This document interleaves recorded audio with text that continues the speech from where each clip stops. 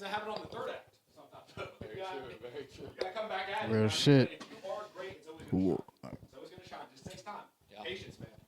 I like that. Oh God. Check. Already bugged out. Already bugging out. Well, shit. We getting started here? Yeah, Okay. man. This is MIC 48. This is episode 48. Yeah, shit. Damn.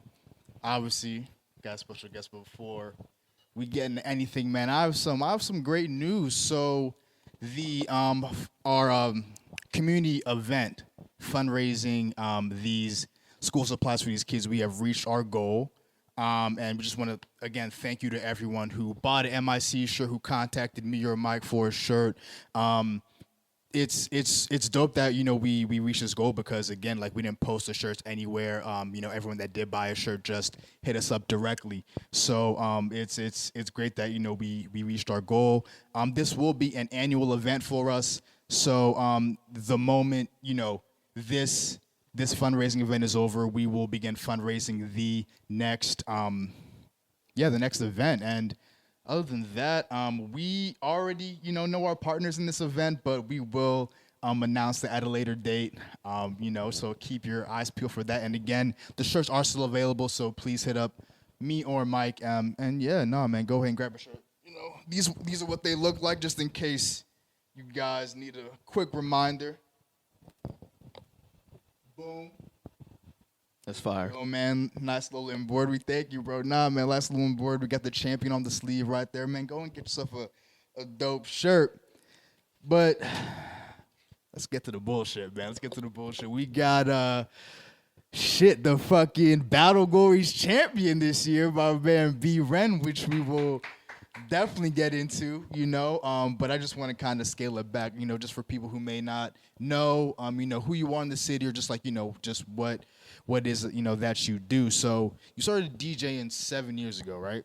Yeah, about 7 years ago. Okay, 7 years ago. I don't know the date, but I was like 10th grade high school. Okay, what was life like when you decided to start DJing? Like, Yeah. what was the mentality like? What got you into it? Of course. And real quick before I get started there. Yeah. One, thank you for being here. Thanks for letting me on here. For sure. But you bro. just reminded me. Speaking of shirts, I got some for you guys. Oh shit! See, yo, man, hospitable guests. This is, this is what we like to see. Hospitable guests. Shout out. I'm glad I brought two because I didn't know there was gonna be two people here. Fire, but man. I got Damn. 2 large. You guys take a large. Is that good? Yeah, for sure. Hell B-Renn yeah, shirts. man. You guys can choose which one you want. White or Hell black. yeah, bro. I'll Look drop at that right here man. for you. B-Renn merch, you feel me? Gotta have the B-Renn merch. Appreciate you, man. Appreciate you. No, yeah, man. So yeah, get into it. Like, how'd you get into DJing? So, I was my whole life. Quick backstory. Mm-hmm. My whole life, I've been a musician. I grew up. My dad's a band director of like 40 years. He taught at Montour High School, and now he teaches at Olsh. My uncle is a choir director. He was an incredible singer. He did his own stint in Hollywood with his own band called Gigolo. Oh shit. Then he went on world tour with the Letterman as a singer. Now he teaches choir. He taught choir at North Allegheny. Same thing with my aunt, taught choir at North Allegheny. So I got a lot of like musical aspects in my family. So I always grew up like doing music. Okay. I started taking classical piano lessons at the age of like 4 or 5. Jesus. I took those for about 16 years. A light 16, just Yeah. classical piano. Just I'm not. light, yeah. I don't got it like I used to, man. I haven't played in long enough. I feel you, yeah. But I took classical piano lessons almost my entire like childhood, teenage life, and then I did band in school. Okay. Like I played the trumpet for about 12 years, all the way through high school, like honors band, symphonic band, all that stuff. And bottom line is, like, I always knew I wanted to do something in music, just because it was always just so natural for me. Yeah. And when I got into high school, that's sort of where you start figuring out, like, you got to go to college now. What do you want to do? You got to do this. Future's on the horizon. Yeah, future's on the horizon. And I got introduced to the technology aspect of music, like engineering and recording and production. How did you get into that? Was it like a friend, or did you just kind of do your own due diligence? So we offered our class at Moon High School, taught by Alan Fear. Shout out, Mr. Fear. Word. Where it was like music technology, like basics. Okay, so it was like a class. Yeah, then, yeah. okay. We learned like GarageBand. Gotcha, and okay. like how microphones work and Yeah. stuff like that. And like our projects were to notate music in a program or whatever. So I started taking that, and I was really interested in it. Fast forward, that was like 9th, 10th grade-ish.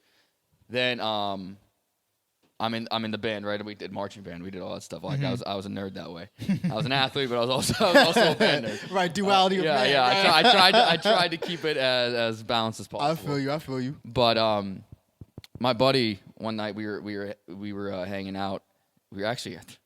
It's gonna sound really nerdy. We were at band camp, man. Yeah, the one time at band camp. This one time at band camp, man. This is where it all started. I feel it. He had a phone and he was messing around with it, and I was like, "Yo, what are you doing?" And it was a DJ app. Oh shit, okay. And I was like, "What is that?" And he handed it to me real quick, and I was just playing around with it, and like I wouldn't give him his phone back. Like I was like, "Hold up, this is really cool." You just and got caught up, right? Yeah, I got so caught up in it, and I think it was called EDJ or Okay. something like that. It was like a free app. It wasn't great or anything, Yeah, but basically like. I got hooked from that second. And then, so I download the app, right? And then, like, for the next year, 2 years, I'm, like, just going hard in that app. I'm like, I had no idea what DJing was at that time. Yeah.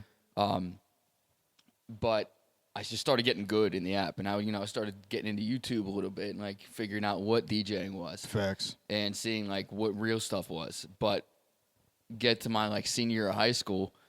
At this point, like I'd been like messing around on the aux cord with my friends at a hangout, right, all that stuff. right. And everyone's like kind of joking, "Oh yeah, you're the DJ."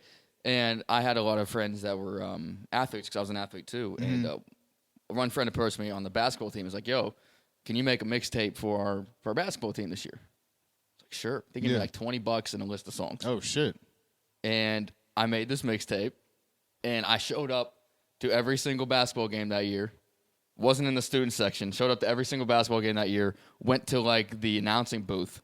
Plugged in my phone and did the mix. Word. For every basketball game. Fire.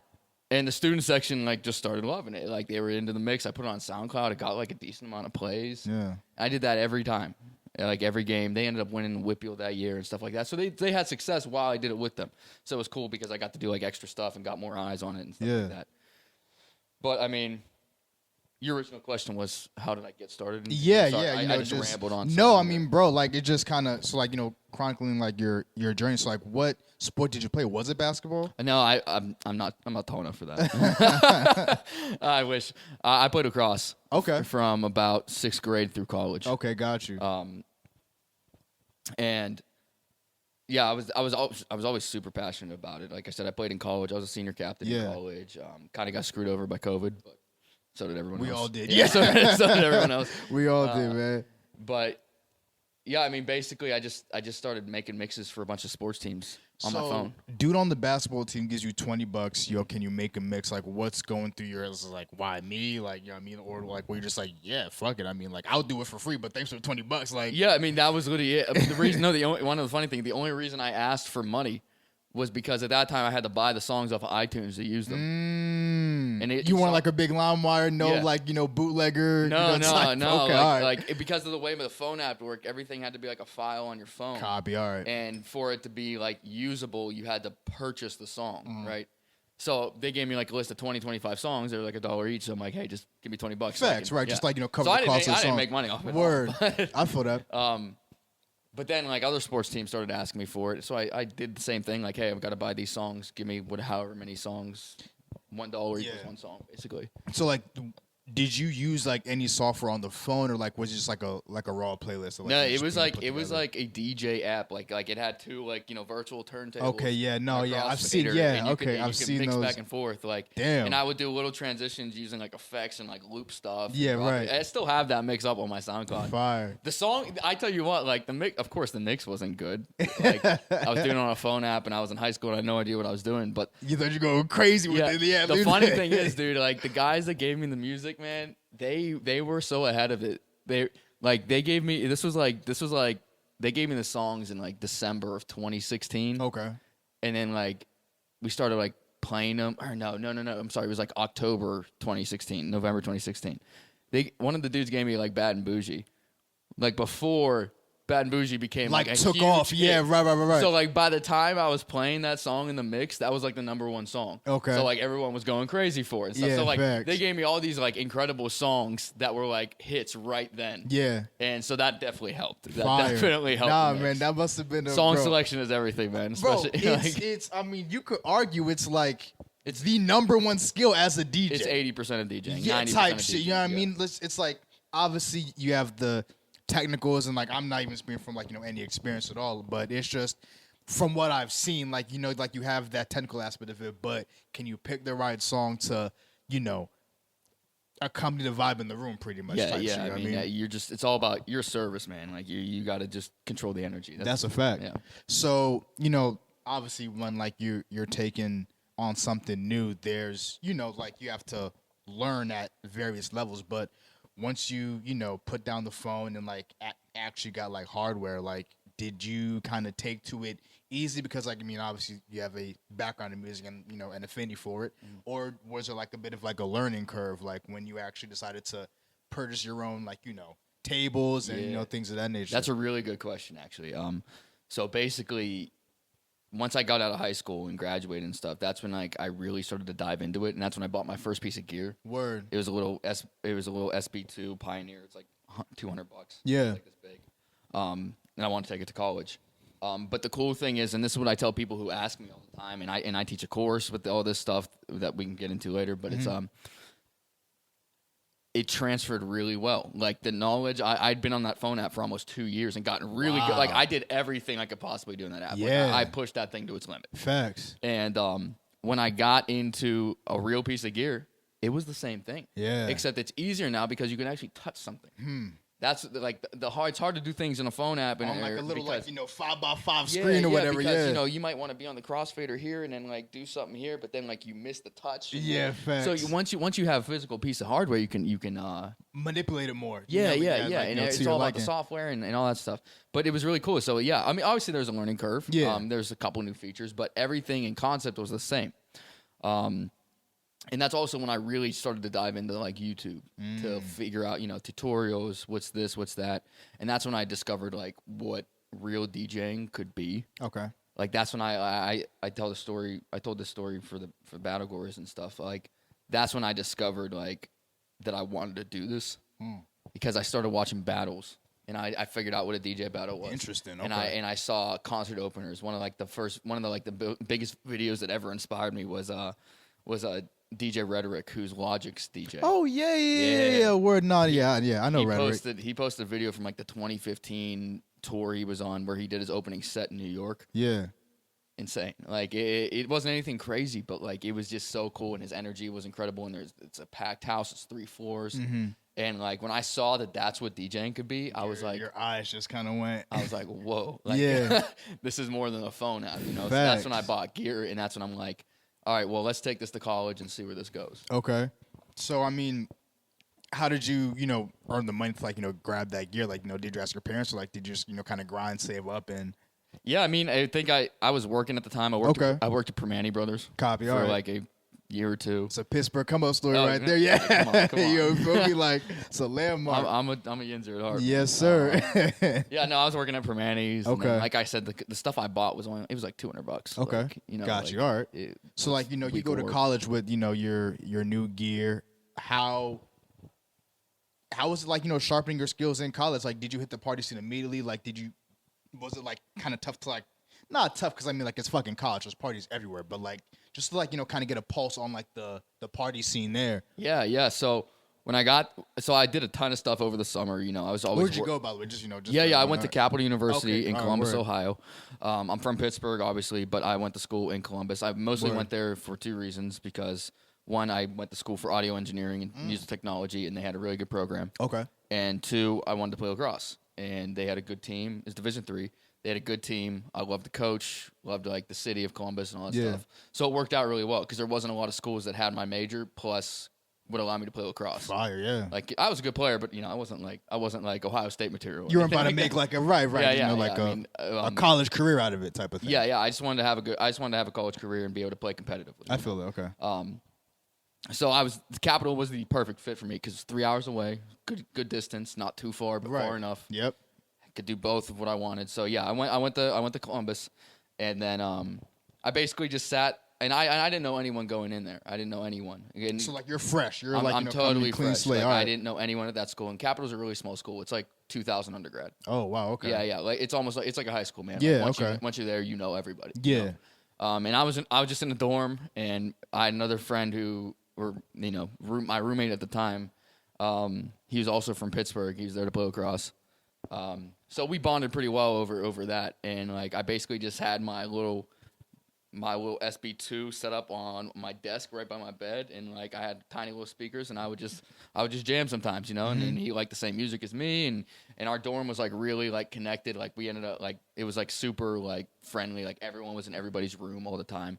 So basically, I just kind of got my start just like, you know, it was Thursday night, Friday night, we're chilling, like I'm just playing music with the door open, and people just come into my room. Yeah, and, you know, and it turned into I'd have 40 people in my tiny room. Right, like, just jamming, that was my shit too in college, but like I would just leave my door open, you know what I mean, jam and blast some shit, you know what I mean, like have people coming and going. But that's kind of crazy how you were just DJ in the dorm. Oh yeah, you look up. Well, it's 35 dude, people. I was lucky, man. My dorm was a free for our RAs. Same.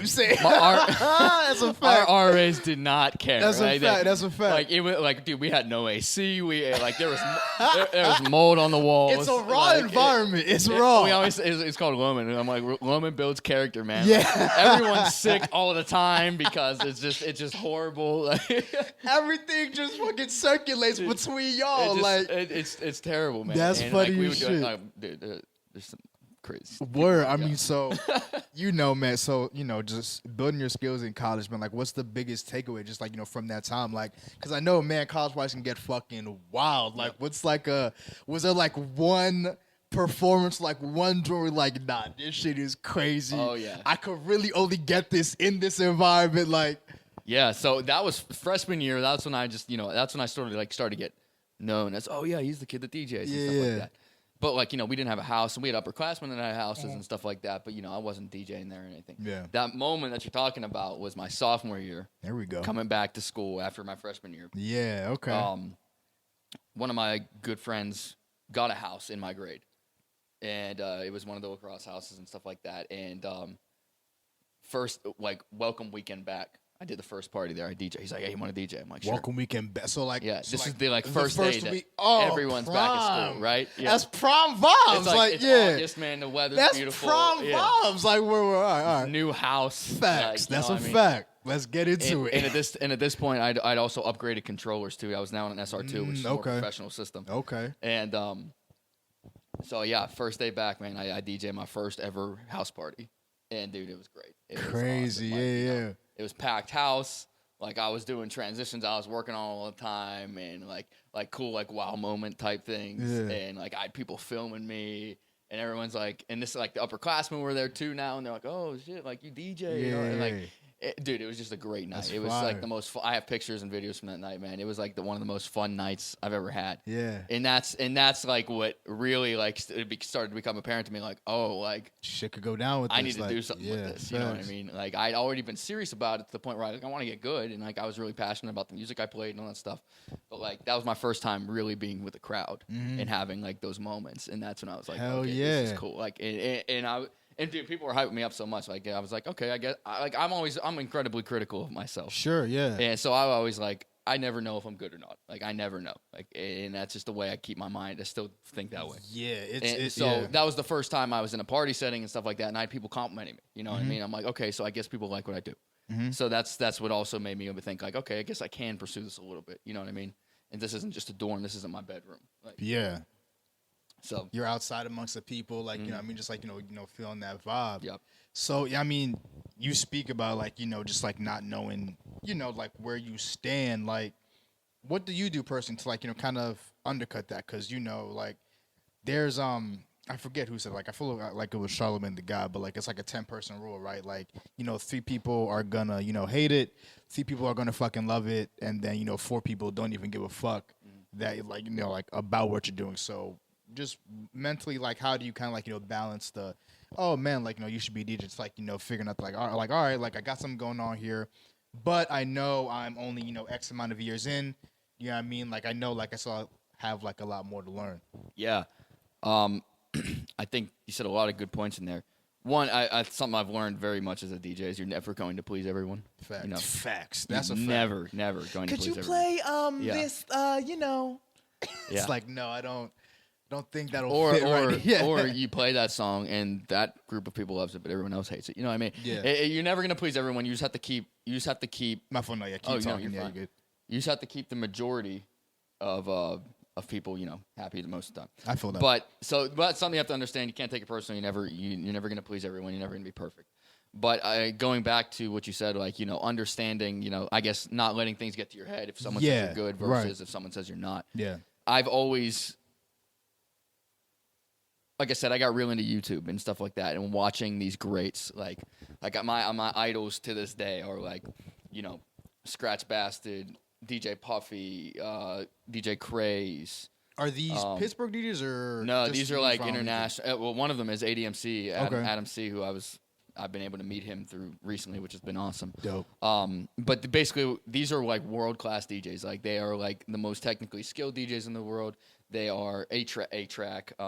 They have won battles on international levels. They open up for the biggest artists. They do all this stuff, and like they post videos of and show off their skills. So like that's always been like my ceiling. It's like I am nothing compared to these guys until I get to that level. Right. So even like right now, I'm still, dude, they're up here and I'm down here. You know what I mean? So even when people say that's great or hey, you did a great job, I take that. Thank you. Like I'm glad someone enjoyed it, but like I know on a personal level, I'm not where I want to be. So that's sort of how I balance it. Of like when I get a lot of compliments versus what I know I can do or should do in the future, if that makes sense. No, for sure. But yeah, I mean, it's just you have to take everything with a grain of salt. I feel you, man. Yeah, even the bad stuff too. I get a lot of hate sometimes. Yeah. So sometimes I'm like, hey, listen, okay, I know that was good. If you don't like it, that's cool. But like, Nah, man, I feel it, bro. And I mean, it's when you're online, man, it gets brutal sometimes. dude. Yeah, no, I'm sure, bro. Like everyone got an opinion on like what you're doing. But I mean, obviously that mentality has got you places and has worked out for you, man. So kudos to you on that. But I want to ask you this. Like I don't think I asked the last DJ we had on here, DJ Femi. I didn't ask her this, but like I wanted to get your kind of just process on this. How do you go about building your library of music? So like do you deliberately set apart time? Like all right, like I'm gonna spend 4 to 6 just looking new tracks, crate digging, like just our version of crate digging, because like obviously everything's online now, like streaming and all that shit. But or do you just kind of have your library of like the shit that, like like you already mixed, but just kind of keep an open ear of like, ooh, let me grab from here, or oh, let me just. How do you go about it? Yeah, so sort of that last part, what you just said, is how I do it, and that's a learning process, man. I'm still learning that. Yeah. If you want to be good and you want to get new music and be open to new ideas, you have to set aside time. Facts. And that's what I've learned over the past year or two is like actually building playlists. I used to kind of just have like all my music in one spot, and I would just scroll through and like, I knew my mixes because I practiced a lot. Facts. I know what I like and I know what I don't like. But like building playlists in Serato, I use Serato DJ. Building playlists, building specific crates and sub crates. So like here's hip hop. Here's East Coast hip hop. Here's West Coast. Like, getting like really deep into it. Right. That's what makes you better. Yeah. That's what makes you so much better. And every time I go out, I freestyle. Like, I don't come in with planned sets. That's Obviously, crazy. Yeah, right. Battle you do. But like in a club setting, like I just go in, play, and I feed off the crowd. But I'm always looking for new music. I'm always looking for new ways to integrate new playlists. Because one of my biggest fears of playing out is I never want to get stagnant. Like I never want to play the same mix over and over again. Yeah, facts. I know the bartenders are going to recognize it eventually. Yeah, right. Yeah, no, yeah, they'll pick up on it. I always try to play for them because they're the ones that have to deal there and sit there all night and listen. Facts. Real shit. Sober. While I'm up there just having a blast. Yeah. And everyone else is drinking. But I always try to mix it up. So I always set aside time now to at least go find new music and find a way to incorporate that into a certain category. Like, I have my club playlist, I have my warm-ups playlist, I have my like chill playlist, I have house remixes, I have hip hop remixes. I have like oldies, all that stuff. So like Facts. I'm always looking for new music and new edits to go do that. So I do set aside time for that weekly. I need to set aside more, honestly. I'm actually overdue. I need to go through and like delete and add songs in Serato. But yes, definitely building out playlists is a time-consuming thing. Yeah, for sure. That's something you learn across time. Like as you progress, is that you have to spend time doing that. Because if not, then you're just gonna play the same 100 songs. Same shit, yeah, man. And just kind of, especially when you're freestyling, man, and like you got pressure on you, and like sometimes you go to what's comfortable. Yeah, like you just kind of go to what's comfortable when like you're just kind of on the fly like that. At the same time, some of the best mixes I've used in the battle and in other things and put online have literally come the freestyle, in the freestyle at a bar when I do something and it gets a big reaction. I'm like, oh, I can't believe I just did that. Mark that down. You know what I mean? So facts. There's sides to both of it. But yes, bottom line is that you definitely got to spend time building out playlists. I feel that, man. That's definitely fair. I mean, yeah, because like I was just wondering, because like even for like the little Spotify playlists I make just for like my own personal enjoyment, like it's kind of like I'm like, damn, like it's a bitch, bro. Like yeah, I mean, bro, straight up and down. You know what I mean? It's just like I hate it, honestly, bro. Like because like I'll be listening to like like a playlist and like it'll be like, damn, like this shit, like it's cool, but like it's kind of getting stagnant. And then to go ahead and add it, it's like, all right, like maybe I want to add like 2, 3, 5 songs. That ends up turning into like an hour and a half, 2 hours. I'm just like, nah, this don't really fit, but let me see if this fit. But yeah, I mean, so like I can only imagine like for actual DJs and like setting up performance playlists. I've gotten really good at like the record pools I use and stuff. You can basically see the whole file and skip through it and stuff like that. Oh shit! I've gotten really good at like listening to a song for 5 seconds and deciding if I want it or not. Yeah, like, I mean, but like, do you feel? I mean, all right. So like, even in that, do you think that's fair to the song? Do you feel like you get a good game? Yeah, I mean, like, yeah, like have there ever been songs like you for like 5 seconds you catch it's like maybe not, but then like you catch more of the song later on, you're like, damn, let me go back and add that. Like, has that ever been the case for you? Or sometimes, like I said, I've gotten good at my process in skipping. So like, literally, I can when you see the whole file, like when I'm talking about like the MP3 file, sure, and you can, like, see the waveforms and stuff like that.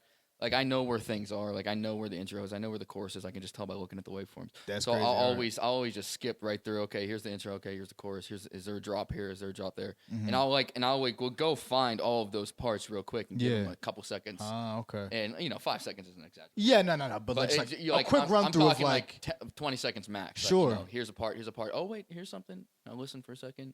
And then I'm like, okay, all right. Oh no, I don't like that. Okay.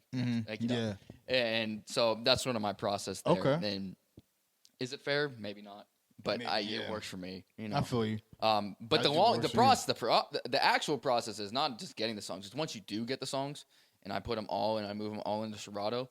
It's going through and queuing everything because you can put hot cues, which allow you to jump to different areas of the song, and that's where the time is. Like I put a first hot cue at the beginning of the song.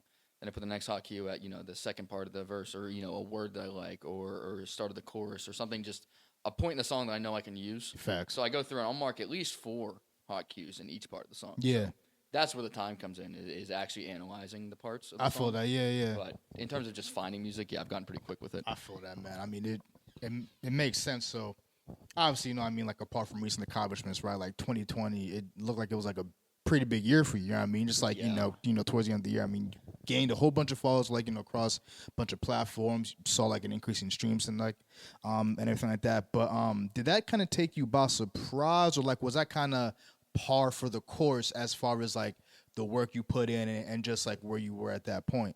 Yeah, no, 2020, as I'm sure for everyone, was a crazy, man. It's a shit show, bro. Life-changing. Yeah, right. And I was lucky enough to be on the side of, in a really weird way, COVID helped me. Same here, man. Yeah. And it hurt a lot of things, but it also put me on a different path, which is a good path, in my opinion. No, do your thing.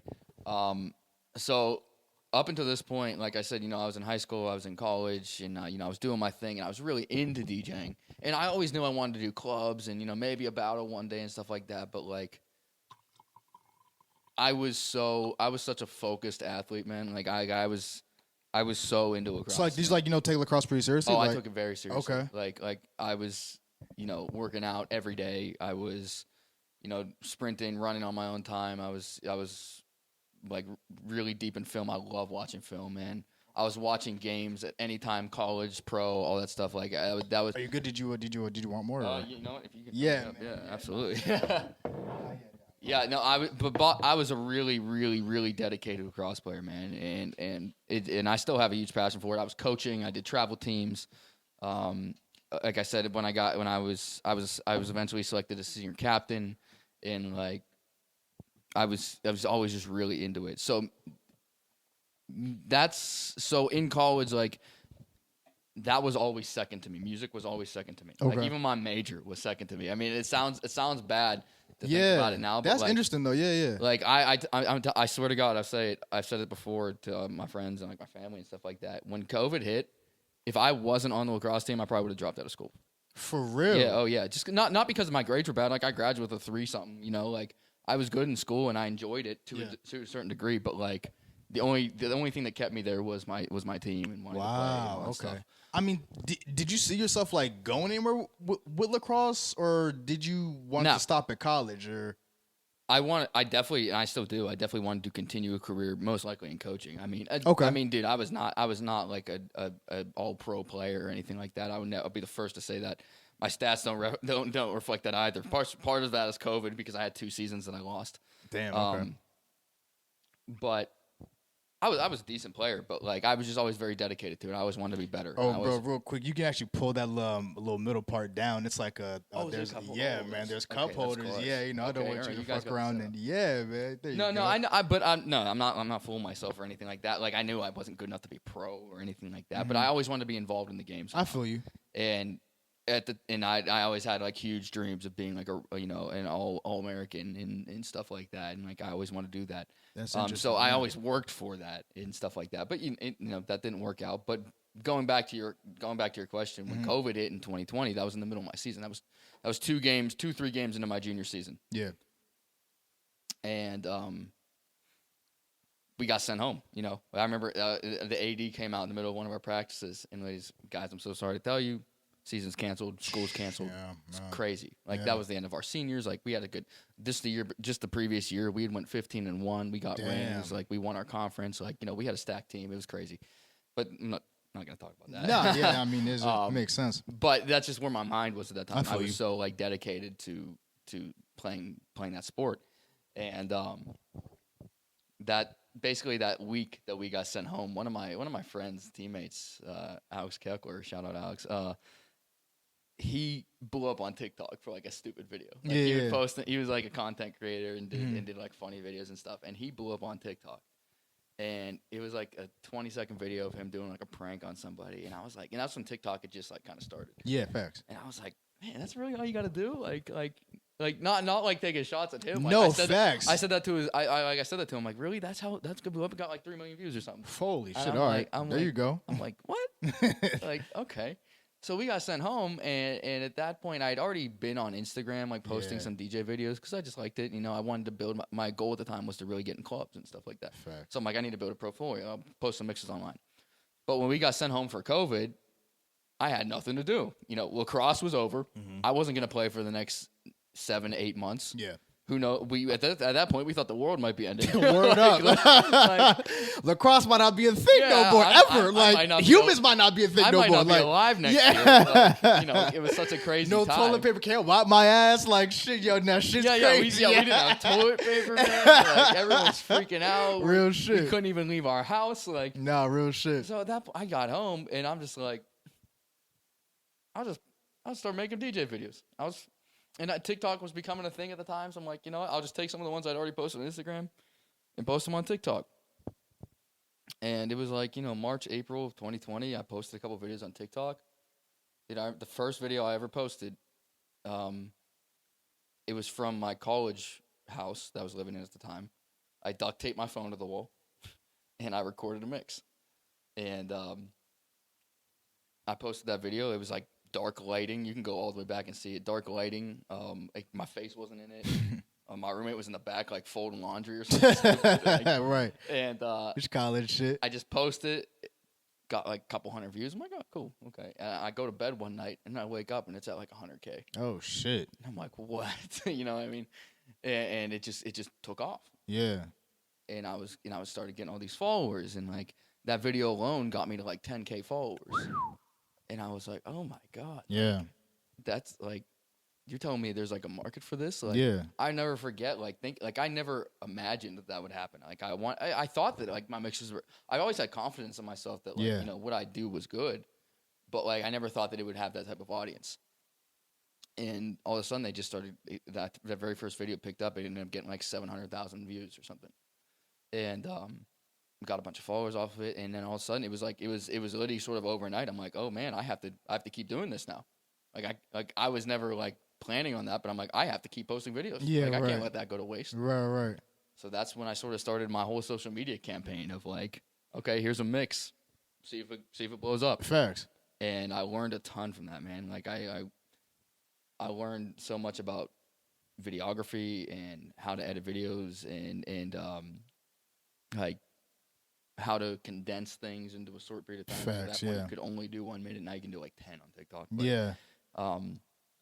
It taught me a lot in terms of mixing and what people want to hear, and especially in a time when we couldn't interact with anyone. Yeah. So how was you said like what people wanted to hear? Like obviously like you get the online feedback, but did you find it harder to like kind of have a pulse on what was kind of going on like musically at that time? Like it was a weird time for like a lot of shit. It like was. Like artists weren't even really dropping during that year. Like. I was always tapped into the music scene, especially hip hop. Like I grew up, my whole I was always a hip hop DJ when I first started, and and I had done parties to that point. I'd always DJing for friends and stuff, and so like I knew what songs people liked, and I've done transitions type before. Shit, yeah, and I knew what went, but online's a different animal for sure. But I just did what I liked. That's sort of always been my thing. I would tell myself is like, do what you want to hear. Like, cause I've done stuff before for online where I'm like, I don't want to play the song, but I know people will like it, so I'll play it. And then like, it's not satisfying, man. Like, especially if the video doesn't do well, then you just wasted your time.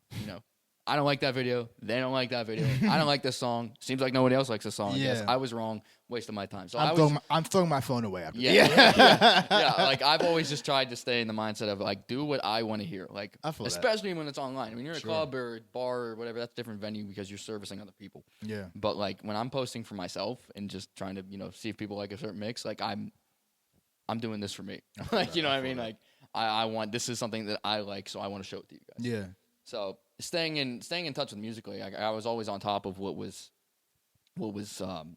popular and stuff, especially with the trends on TikTok and the audios you could use and all that stuff. But I always try to stick to what I like.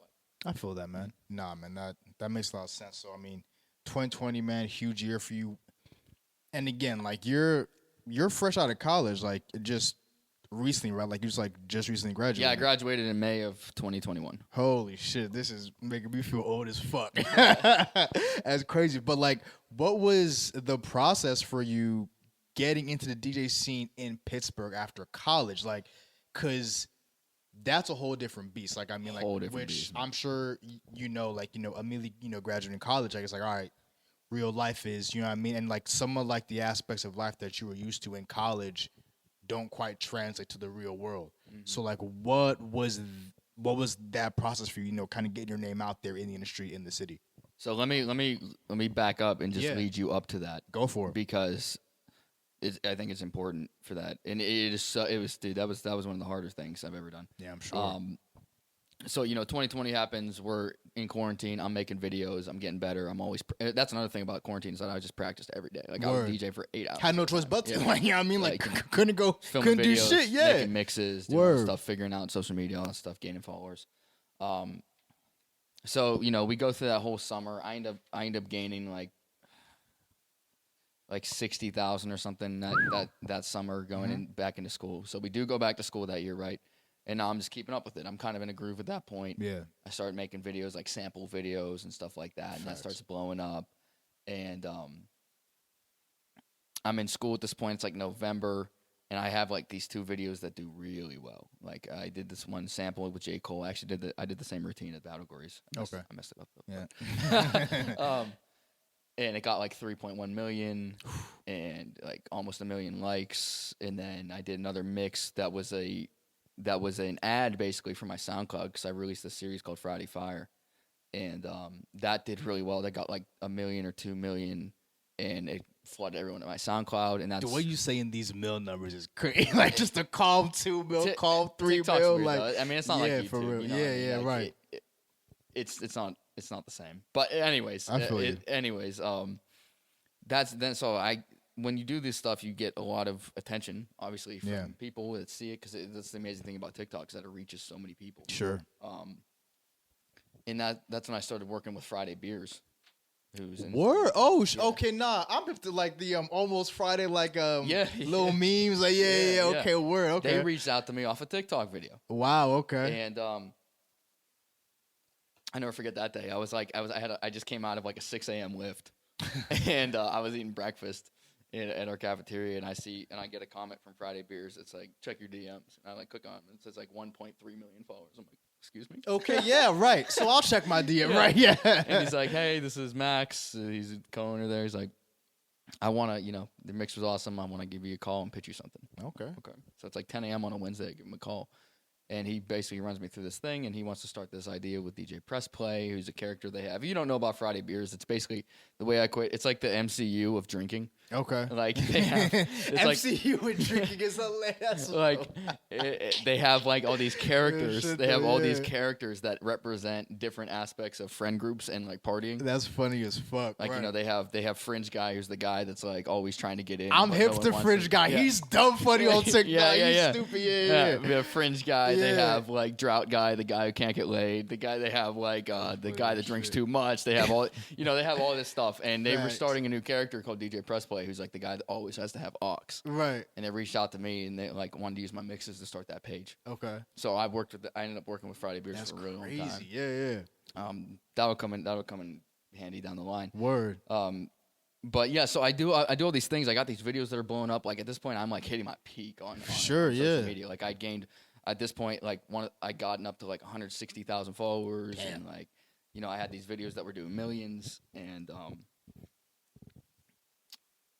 we get into, lacrosse season again. And like I said, I was selected as senior captain that year. It was my senior year.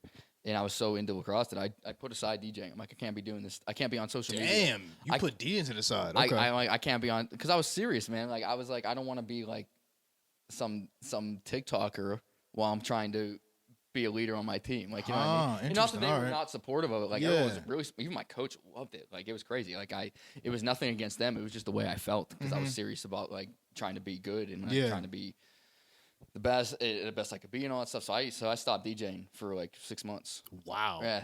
4 months ish. Okay. And during the season I get COVID. Damn. And I get it really bad. Like I get it really bad. Our whole team got it, but I got it the worst.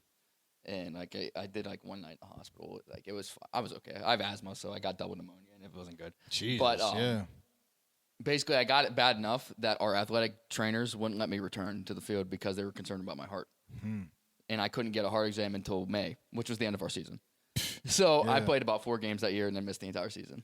How did you? Because like obviously like lacrosse was like really important to you. So like, at what point did you have to like kind of sit with like, all right, like I'm gonna put lacrosse in the back seat and pursue this DJing thing? Was that tough for you? Like, it was very hard. It was very hard. But what sort of set the reality in was when I figured out that I wasn't going to play the rest of my senior year. Yeah, I feel because that. I wasn't allowed to return. It was like NCAA rules. It was our trainers. I had to get this heart exam because I was classified as a severe case, and we worked through Ohio State Medicine, and I couldn't get booked at Ohio State Medicine until like May, which was the end of our season. So at that point, it was like I knew I was done. I got the heart exam and I was fine. And then I played like 1/4 of our last playoff game and then we lost. And that was it. So like, but during that time is when I'm like, I guess I'm done. Like, I guess it's over. But I was still thinking about 5th year because I had like 2 years of eligibility at that point. But once I graduated, that's when I was like, all right, well, you know what? I'm moving back home. And COVID's sort of on the end-ish here. It's late 2021 now. Uh-huh. And now it's like it's time to, I guess I'm just going to focus on this, Yeah, right. And so I started working at Guitar Center. Okay. In Robinson Township. And I'd worked there back in 2019 before COVID as holiday help. So I already had it in there, and I knew what I was doing there and stuff like that. So I come back, I graduate, and I start working at Guitar Center. And the main reason I wanted to work at Guitar Center was to meet people in the industry, because everyone who's someone in Pittsburgh is going to go there just because I need to buy gear. Meet people. That's smart. And to get discounts to buy my own gear. Yeah. That was the main thing.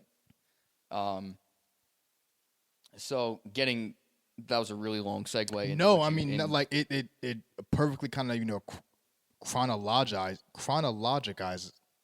Yeah, it sets up the We know what you get. That's crazy, but not like it like sets up.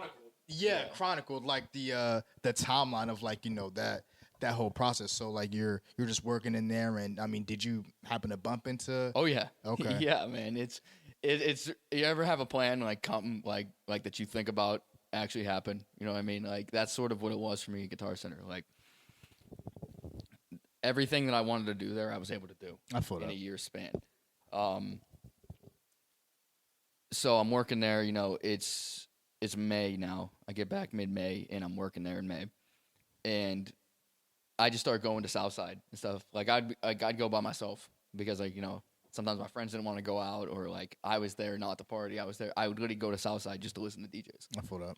And like you just like go to like and just like pick spots to grab a beer, kind of stand in the corner of Jimmy D's or whatever, and just listen to what they got. Shout out to Jimmy D's. I've been to Jimmy D's before. Jimmy D's, the Flats, Foxtail, all the, every place you can think about. And Southside that has a DJ, I was going there. Interesting. And I was literally just like literally taking notes. Wow. Okay. And I still have some notes. I mentioned this in Battle Gories too. I got a flashback from like almost the same day that I did Battle Gories, and it was last year. I was back in bars and I was filming the DJs, and I have pictures of Alex Rivera and DJ Climax who were in the battle. That's crazy. And, it's just crazy full circle thing. Yeah. But yeah, I was going to bars basically, listening to DJs, working on myself. I was back on social media, and then working at Guitar Center. And over these next couple months, I was I'd DM bars, I'd reach out to people. Social media was a huge help. Obviously, like I do a mix and do well, and then like I'd get noticed and stuff by certain people. They'd reach out to me. I ended up getting connected with a couple people in Pittsburgh. One of the first people I ever talked to in the real industry in Pittsburgh was DJ Nugget, who, if you're in the Pittsburgh scene, you know him. Like he's a legend, man. He's been in the game for like 25 years. He does Vegas, he does all these places, but he used to own a bunch of places in Southside, like Scenario, and now he owns the Gold Mark in Lawrenceville. Oh shit. Mm-hmm. Yeah. DJ Nugget owns that. Yeah, yeah. Oh, I don't know DJ Nugget, but I've been to Gold Mark. Then and you know Nugget then. That spot's a vibe. Like, okay, word. It's okay. cool because it is a bar. It is a DJ bar, man. Yeah, okay. Like it's all about like they have DJs every night, and it's like hand selected, and it's like good stuff, and they're all real turntablists. Yeah, okay. But he was one of the first guys I got introduced to through social media connection and a lot of stuff. But I remember it was like a day back in September. He invited me to the Gold Mark on like a Tuesday night. Got off of work and went down. He sat me down in the back of the like sort of in the dining area of the Gold Mark, and like we just talked for like an hour.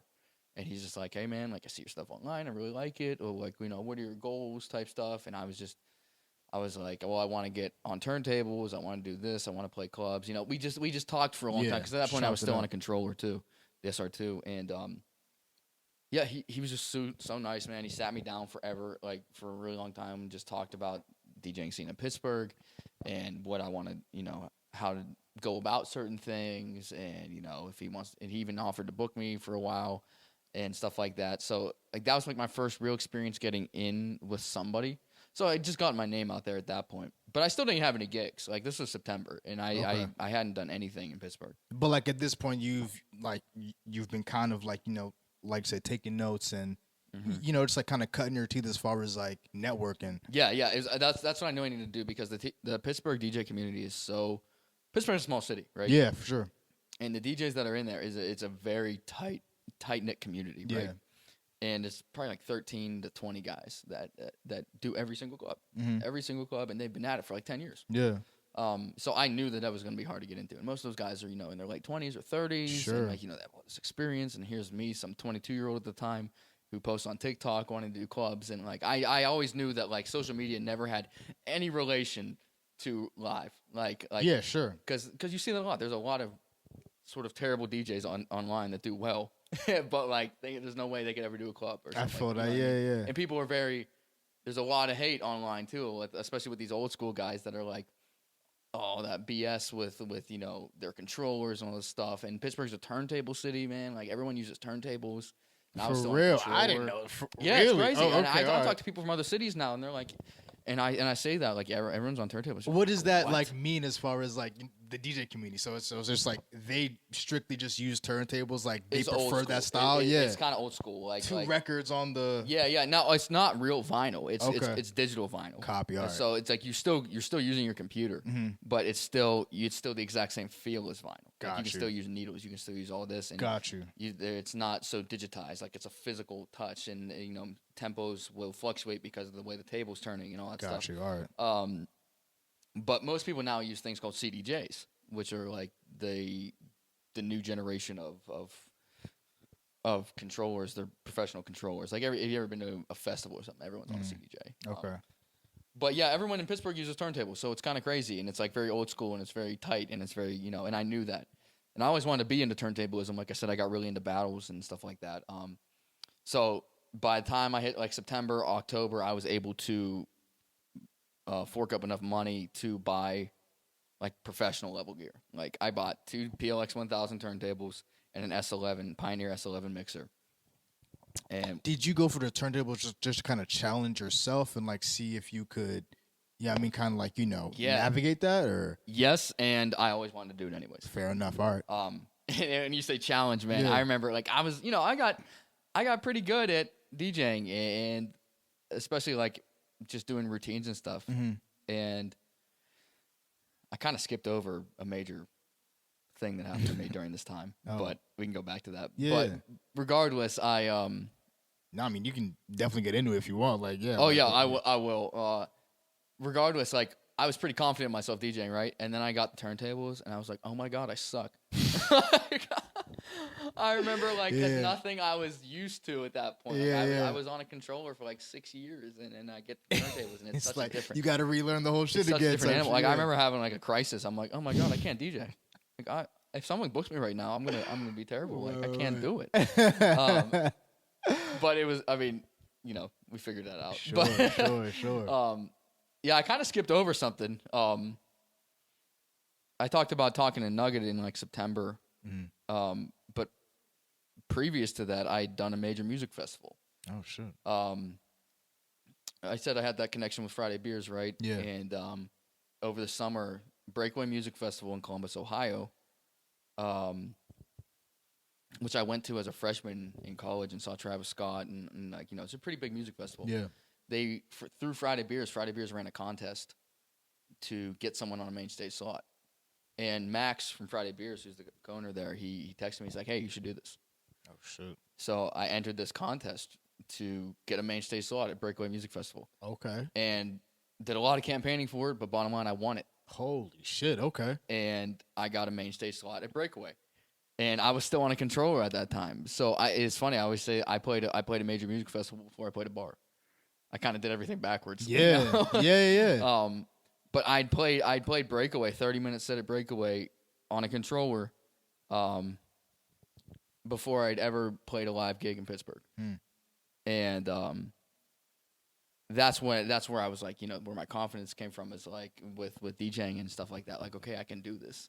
You know what I mean? Like, as social media has gotten this power to get me here and do all this, but I still need to break into the scene in Pittsburgh. It was like a really weird dynamic, man. Like, because I was like doing things on such like a large scale in one area. But like on the local scene, I hadn't done anything. So it was like this. I was in this weird, really weird like. It's limbo. like a weird pocket, right? Yeah, like I was like, I've done a main stage of music festival, but I haven't played your local dive bar in Pittsburgh. How was it? No one knows me. Yeah, in Pittsburgh, so like, you know what I mean? You go back to the crib. It's like I just did a music festival. It's like, oh yeah, that's dope. Who are you?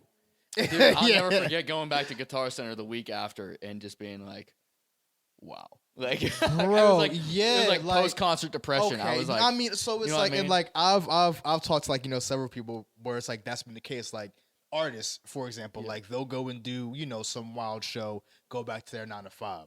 How was that balancing for you, like mentally? Like, Dude, what it was that? really hard. I'm sure it was. Yeah. Like for 2 weeks, I just remember like sitting in the back of Guitar Center, man, after I just played a music festival and got like, it's like I got like, it was like, because you had like the artist bands and all that stuff, and I was walking through security and like, you got this like celebrity treatment.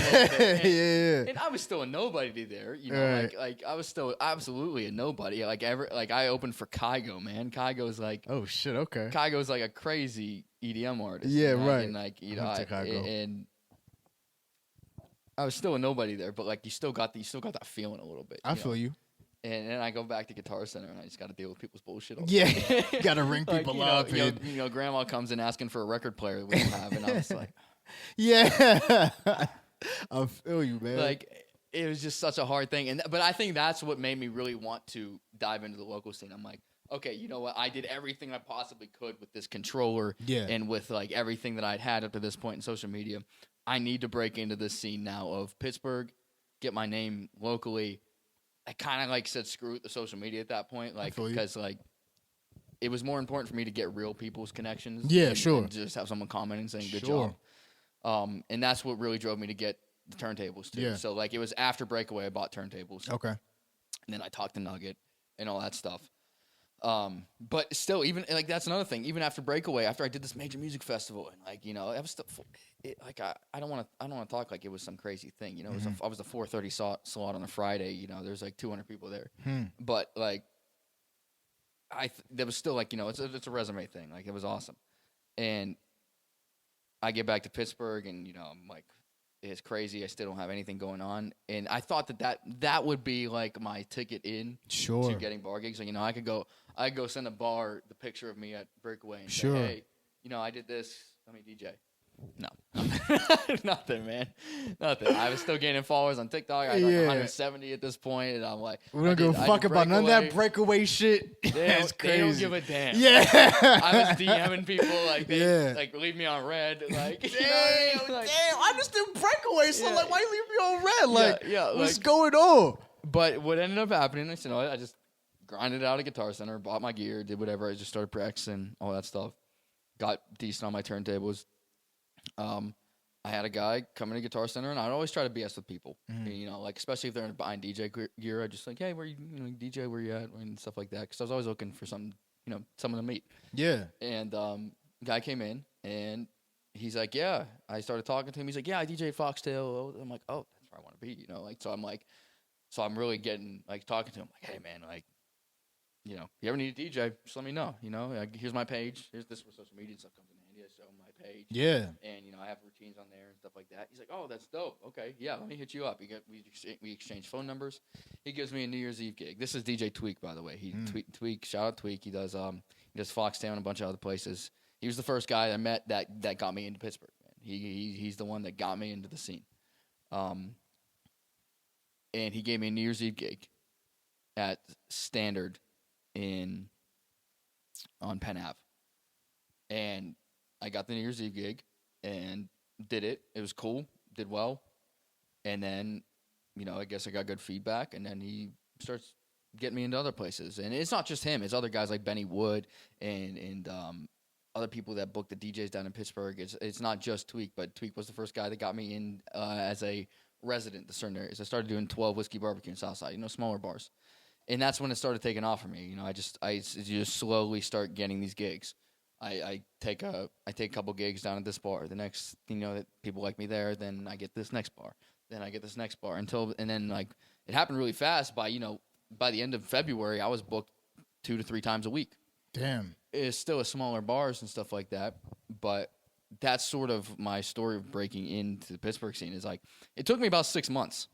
It took me about 6 months of just talking to people, working at Guitar Center, talking to as many people as possible, making connections to even get a chance at a bar gig. I do want to say, though, before I forget, my first Tweak in that whole section is what got me like residencies in Southside, but my first bar gig was actually in Lawrenceville through Dr. Dapp. I don't want to skip on him because I tell him all the time, hey man, you're the first one that ever booked me. Dr. Dapp had me do an event with him down in Lawrenceville at Spirit. That was my first ever time out at a bar. That was in November. But then, like I said, it was November. I did one night in November for 2 hours, and then it wasn't until literally January 1st that I ever did my own gig on my own. Damn. So, and this is January 1st of 2021? 2022. 2022, okay, copy, Yeah. all right. So December 31st. Copy, January. all right, yeah. So yeah, it took me 6 to 7 months to actually start building a lineup. I feel that. But yeah, I mean, I knew that was going to be the process, and I knew that was going to be how it went. But I'm glad it happened the way it did. But yeah, now we're basically a year removed from that. Hell yeah. We've come a long way. You know? Yeah, nah, bro. Hold on, let me go on this laptop, man. This you're fine. Screensaver's bug would be out. I hope I'm man. not rambling. No, bro. No. You are actually talking the perfect amount. We need guests to talk, like, bro. Okay. Thankfully, like, yeah, we haven't had someone just come and be like, yes, yeah. no, like, you know what I mean? So, Yeah. nah, man, it's, please, man, like, you know, any tangents. I'm trying like, to make as much sense as bro, possible. no. here. Any tangents that, like, you want to go on, any stories, like, you want to dive into, man, please, you know, this is, you know, this is the place to do it. But, you know, obviously, you know, so chronicling all that, chronicling, you know, all that stuff, you man. Fast forward to, obviously, man, the 2022 Battle Goalies champion, man. Obviously, congratulations on that. Thank you, again, thank man. That was huge, and like I was watching footage on that, man, and specifically you know, your mixes, and like I was, you know, telling you over the phone, you know, when I was you know, pitching you, you know, to come here, that your work it mix, bro. That was the first joint, like, bro, I was on your page, I was like, man, let me just, like, you know, check this shit out, bro. That shit, I was rocking from, I was like, wait, the whole joint was this? Like, it was shit of this caliber? Like, this shit was dope, man. So that was incredible. So, I mean, you were the youngest DJ there, which is insane to even think about, right? So what was it like going into that environment where you know that, all right, amongst the, you know, my peers at this point, I have the least experience. Mm-hmm. Was there a pressure there? Did you maybe feel like you came in with like a chip on your shoulder? Because like you said, you did a breakaway, but then, like, you know, you would come back home and, like, you know, find it tough to, like, you know what I mean, like, getting left on red, weren't really booked immediately. Did you come in with like a chip on your shoulder, or like were you like, damn, like, this is a lot of pressure, I'm the youngest here, like, let me? I don't want to say chip on your shoulder, because that's like, I feel like that means that I was angry. Okay. You know what I mean? Yeah. And I wasn't, because, you know, I've kind of always understood the situation. I feel you. Like, I get it. I'm just some dude that posts on social media who's 23, and like, that doesn't translate to a lot of stuff. And a lot of people are just not built for certain different areas just because you post on social media. I feel you. So I was never like angry about it. You know what I mean? I don't want to say chip on my shoulder, but I did absolutely know that I was the youngest there. Mm-hmm. I did absolutely know that that no one really knew me. They knew of me. Like, I've ran into people that say, hey, I've seen your mix online. They're dope, man. Like, you know, like I know people knew of me, but no one had ever actually seen me. And I sort of took that as an advantage. You know, it's all about perspective. And, you know, I could have came in and said, oh, no, like, no one knows me. I'm a nobody. Like, this isn't going to be good. But the way I looked at it is, I was like, you know, I'm the dark horse, man. Like, no one's expecting anything from me. So that's almost like the best place to be in type shit. I think it's the best. You know, I'm going to come back next year and I'm the champion. So everyone's going to be like, oh, you better show out. Yeah, facts, you know what I mean? facts. We pressure. expect the caliber from you now. That's a little bit more pressure, in my opinion. The way I looked at it is, I had nothing. Well, I did have a lot to lose, but like, the way, like, no one knows what I'm going to do. Yeah, no one knows what I'm going to do. So if I do a couple things that wow people, that's going to go so much further for sure than if they already know what I do. Yep. You know what I mean? So I came in as like, I stopped posting really for a couple months before that. Like, I stopped posting routines because I'm like, what if I use that? I don't want anyone to know what I'm doing. Yeah, facts. I tried to take as little from my TikTok as possible to do that battle. Like, I'd been saving stuff for years, man. Like, I told you, I'd wanted to do battles for so long. Yeah, facts. And there were some things that I had saved for a while that, like, I wanted to post on TikTok or Instagram, and I'm like, nah, I'm going to use that later.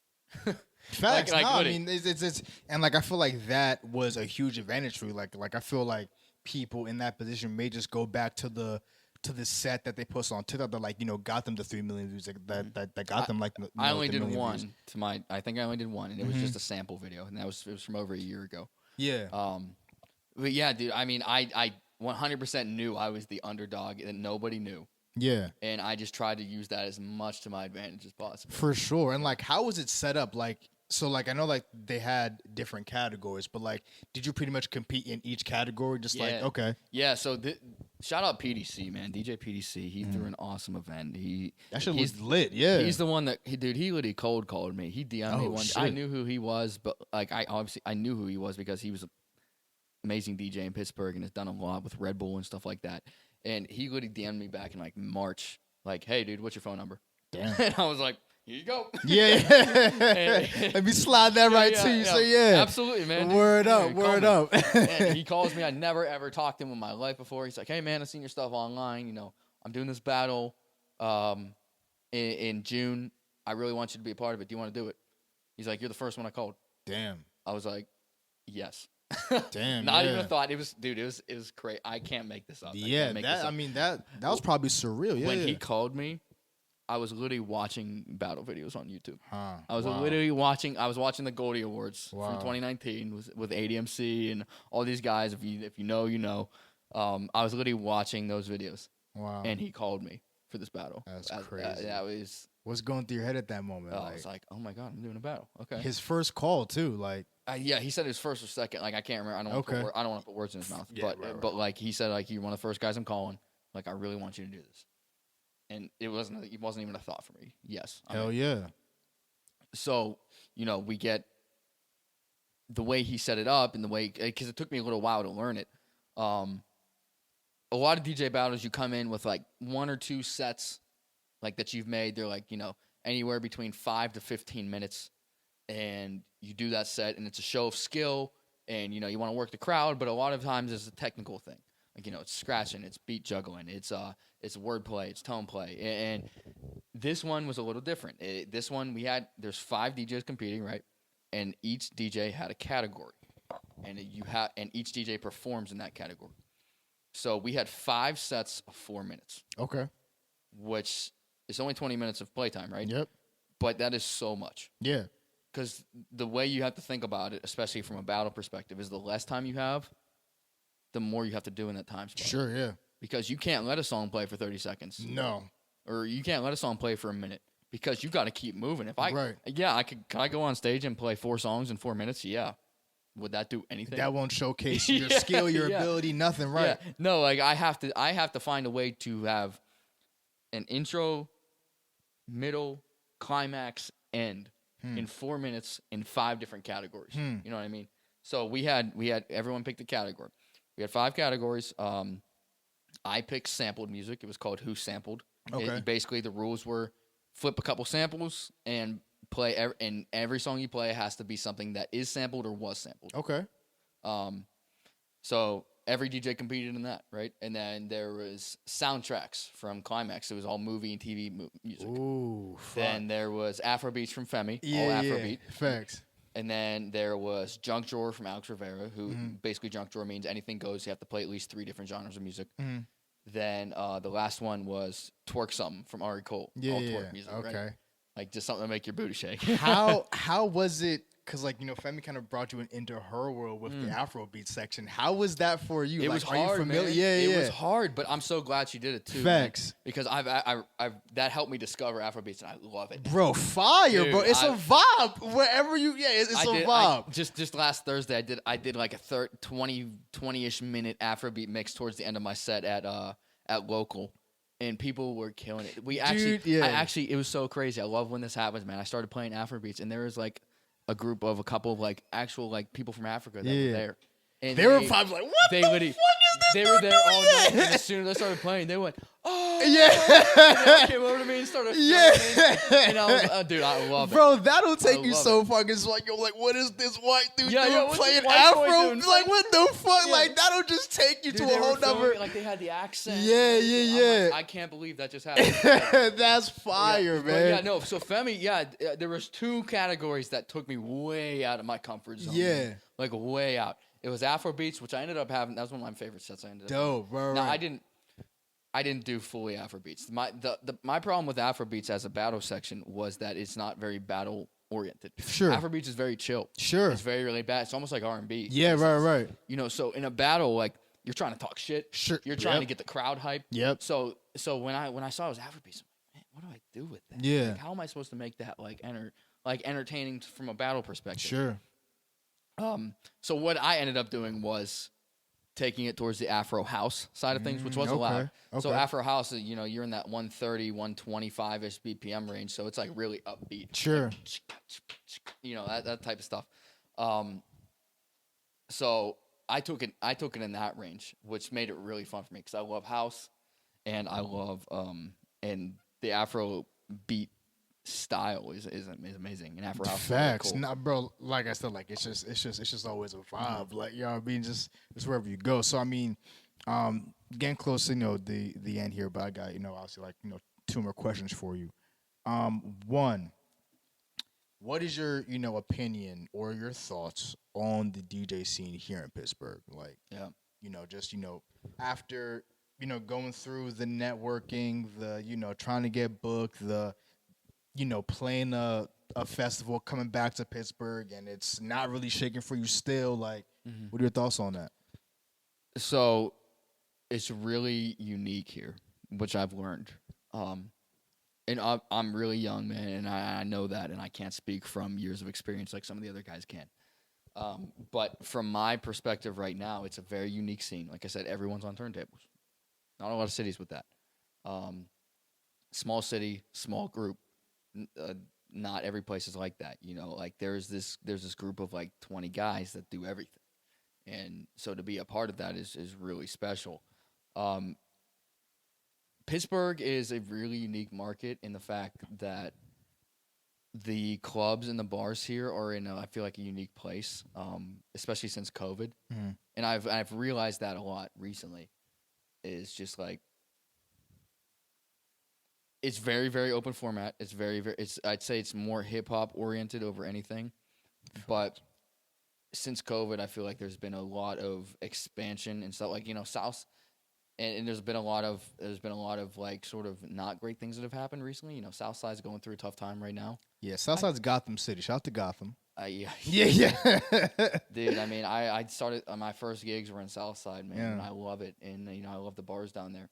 But the summer's been tough, man. Summer's Sure. been real tough. It's been wild, bro. I I mean, experienced like sort of normal Southside in the fall and winter and stuff. sure, like that. yeah. And then the summer's been tough, man. Like Bro, there are bars that hectic. are even canceling DJs now and stuff like that.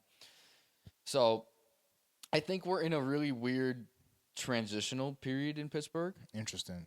I agree with that, but yeah. Like in terms of one, the music that we like. I've been starting to play house a lot. People are like, I had to wean people into house. What I mean? Really? Yeah, especially at certain spots. There's some places that do EDM and house, Facts, like yeah, TVs yeah. and stuff like that. Always does that. I don't want to say that I'm the guy that did that, but like I'll start playing house at certain places. I'll start playing like these remixes and all this stuff. And like, first people were like, yeah, but now like I feel like recently, especially dude, Drake and Beyonce releasing house tracks. And stuff Yeah. like that's been huge. That's gonna change everything. That's interesting because, like, I feel like house was, already established. Like, people liked it, but yeah, no, continue. Like, Yeah, it's not in Pittsburgh. Okay. It's weird. There Fair are some enough, places. yeah. There are some cities that do it, and there are some cities that don't. Yeah. Pittsburgh is not really an EDM house-ish city. yeah, okay, that makes sense. Yeah, I What you have figured to do, you have to trick them into listening to it. Mm. Like, dude, I'll play like "Low" by T-Pain as a house remix, so Oh, everyone can shit. sing along to it, but it's got that house beat. I feel that. You know what I mean? Like that, you have to trick them into listening. To Yeah. it. I could do a whole thing about that, but I don't know. Overall, I think the DJ community itself is incredible. It's amazing. They've taken me in with open arms, man. They've been incredible. Like the fact that I was able to do Battlegories and like all these people I've met and the people that have showed me support, like Nugget and everyone in the battle and Femi and Alex Rivera and PDC and Climax and all these guys, they've been so incredibly nice to me, which I was not expecting, quite honestly. I was expecting to kind of get like shit on. Damn. Just because I'm just a new guy. Yeah. But they have been absolutely opposite of Dope. that, so I can't thank them enough for that. The community itself is incredible. The scene is, I think, it's in a transitional place right now, in my opinion. Sure. Whether my opinion means anything, because I've only been at it for like 6-7 months, but I have already seen a transition from like what February looks like to what July looks like, and it's way different. No, way different that's in certain areas. Oh, in certain areas. I feel that. Man, B-Renn, thank you so much for, popping out here, man. It's been dope to, like, talk to and, like, just kind of walk through your journey. Obviously, this is your, space to plug anything you want. Shows coming up, social media, man, anything, SoundCloud, all that, bro. But Yeah, I will, dude. I thank you so much for having me on. I hope I didn't ramble too much. For Nah, you. man, bro, this was a dope episode, man. Like, I'm sure people will enjoy it and Appreciate that. learn a lot about you. In terms of upcoming events, dude, the summer is gonna be a little crazy. I got to drop my July schedule coming up here. A lot of clubs, like normal stuff like McFadden's. A lot of Southside places, Foxtail, 12 local. I'm doing an event with Climax on July 15th or 16th. We're doing back-to-back at Jimmy D's. August is the big month. I'm doing Breakaway Music Festival again in August. Oh, there you go. Okay. Having me back. I'm headlining the Silent Disco on Friday. Dope. 10% off with my code B-Renn on the website for tickets. If you want to go support, that'd be incredible. It's in Columbus, Ohio. It's a great festival. I'll be right before the Chainsmokers, I believe. So it's going to be fun. Dope. It's breakaway season for me now. Where can they find you on IG, Twitter, Facebook? On TikTok, on Instagram, it's DJB_RENN. On YouTube, it's just DJB_Renn, same thing. I'm going to be posting a lot more on YouTube, too. I'm going to make a big YouTube campaign. Dope. But yeah, just a big summer. I want to start releasing edits. I want to start getting my name out there nationally, stuff like that. I'm doing some work with BPM Supreme coming up, which is a record pool. But yeah, it's breakaway season for me. That's what it is now. I got to prepare for a festival. I feel it. Sounds good, man. Well, man, listen, MIC episode 40. Like I said, we will be announcing our partners with the school supply fundraiser. So keep an eye out for that. And like I said, hit up me or Mike for sure. But MIC episode 48, B-Renn the fucking building. You feel me? Battle gory shit, man. All right, man. We'll catch y'all later, man. Peace.